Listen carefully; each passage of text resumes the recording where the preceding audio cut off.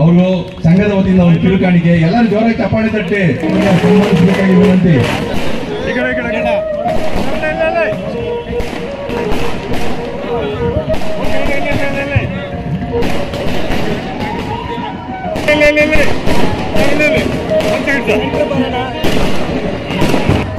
ಸಹಕರಿಸಬೇಕಾಗಿ ವಿನಂತಿ.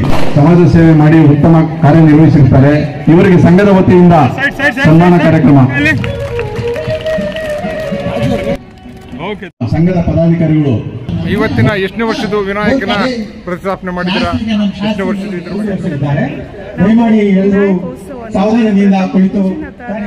ವಿನಾಯಕೋತ್ಸವವನ್ನು ಪ್ರಥಮ ವರ್ಷ ಸೆಲೆಬ್ರೇಟ್ ಮಾಡಿದ್ದೀವಿ. ಇದು ಅತ್ಯಂತ ವಿಜೃಂಭಣೆಯಿಂದ ಅತ್ಯಂತ ಗಣ್ಯಾತಿ ಇವತ್ತು ಸುಮಾರು ಜನಕ್ಕೆ ಆಶ್ಚರ್ಯ, ಯಾವ್ದು ಆಂಜನೇಯ ಕರ್ಕೊಂಡ್ ಬಂದವ್ರೆ ಅಂತ. ಏನ್ ಮಾಡ್ಲಿ, ನಮ್ಮ ಅಪ್ಪಂಗ 6ನೇ ಮಗ, ನಿಮ್ಗೆ ಸ್ವಲ್ಪ ಹೋಯ್ತಾ ಅದು ಆತರ. ನಿಮ್ದು ನಮ್ ಕಡೆ ಕನ್ನಡ ನೋಡ್ಬೇಕು ನೀವು. ಬಹಳ ಮೈಸೂರು ನೋಡ್ತಾರೆ. ಬಸ್ಸಲ್ಲಿ ಕೂತ ತಕ್ಷಣ ಫಸ್ಟ್ ಇವರೇ ಮಾಡಿ ನೆಂಟ್ರು ಅಂದ್ರೆ ಯಾರು? ಭಾವನ ಅಕ್ಕನ ಗಂಡಾನೆ ಅಲ್ಲ, ತಂಗಿ ಗಂಡಾನೆ ಹೌದು, ಎರಡು ಗಂಡು ಅಲ್ಲ. ನೀ ಎಲ್ಲ ಹೋಗ್ತೀರಾ ಅಂತ ಕೇಳಿ, ನೀವು ಕೇಳಿದ ಪ್ರಶ್ನೆ ಏನು ಉತ್ತರ ಏನು ಹೇಳ್ಕೊಂಡು ನಮ್ದು ಒಂದು ಜನ್ಮ ತಗೊಳ್ಳಿ. ಒಂದಲ್ಲ ದೇವರ್ಸಿ ಬಿಡ ನನ್ನ ಮಗ ಬಂದ್ರಿಂದ ಒಳಗಡೆ ಹೋಗ್ಬೇಕು. ಪುಣ್ಯ ಮಗನ ಊರ್ಗ ಹೋದ್ರೆ ಇವ್ರು ಮಾವನ ಮುಗಿಸೋದು ಕೇಳಲ್ಲ.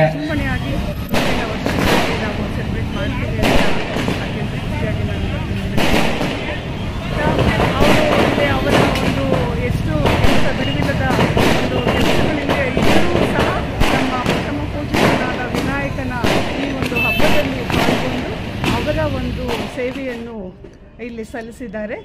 ಸೊ ಎಲ್ಲ ನಾಗರಿಕ ಬಂಧುಗಳಿಗೂ ಇವತ್ತು ನಮ್ಮ ಪದಾಧಿಕಾರಿಗಳಿಗೂ, ಅದರಲ್ಲೂ ಮಹಿಳಾ ಒಂದು ಪದಾಧಿಕಾರಿಗಳಿಗೂ ಹಾಗೂ ಇವತ್ತು ನೃತ್ಯವನ್ನು ಪ್ರದರ್ಶಿಸತಕ್ಕಂಥ ಇಲ್ಲಿರ್ತಕ್ಕಂಥ ನಮ್ಮ ಒಂದು ಪದಾಧಿಕಾರಿಗಳ ಒಂದು ಡಾಟರ್ ಇನ್ ಲಾ ಅವರ ಒಂದು ನೃತ್ಯವು ಅತ್ಯಂತ ಚೆನ್ನಾಗಿ ಅಟ್ರಾಕ್ಟಿವ್ ಆಗಿತ್ತು.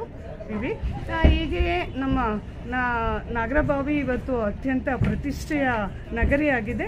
ಈ ಥರ ಒಂದು ಪ್ರತಿ ರೋಡುಗಳ ಇರ್ತಕ್ಕಂಥ ಈ ಡಿಸಿಪ್ಲಿನು ಎಲ್ಲ ನಾಗರಿಕರ ಒಂದು ಜೀವನ ಶೈಲಿ, ಅವರ ಡಿಸಿಪ್ಲಿನು, ಅವರ ಒಂದು ಪ್ರಜ್ಞಾವಂತಿಕೆ, ಆ ವಿದ್ಯಾವಂತಿಕೆ ನಮ್ಮ ಕರ್ನಾಟಕದ ನಮ್ಮ ಬೆಂಗಳೂರಿನ ಎಲ್ಲ ಒಂದು ರಸ್ತೆಗಳಲ್ಲೂ ಇದನ್ನು ಮಾದರಿಯಾಗಿ ತಗೊಂಡ್ರೆ ನಾವು ಇದಕ್ಕಿಂತ ಏನು ನಾವು ಕೆಲಸ ಮಾಡೋದು ಏನು ಬಾಕಿ ಇರಲ್ಲ ಅನ್ಕೋತೀನಿ.